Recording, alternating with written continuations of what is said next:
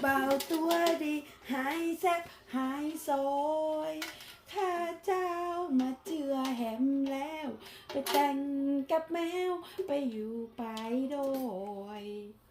ขายแว่นขายเพชรขายพลอยขายแว่นทองแดงอยู่บนดอยปุยต้องเอาด้านนี้เหรอคะน้องโชว์ที่กล้องสิลูกข้าเจ้า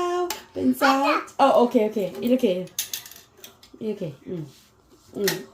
อย่างนี้อย่างนี้โอ้ยข้าเจ้าเป็นสาวเจียงใหม่แฮมโบเต้าใดก็จะเป็นสาว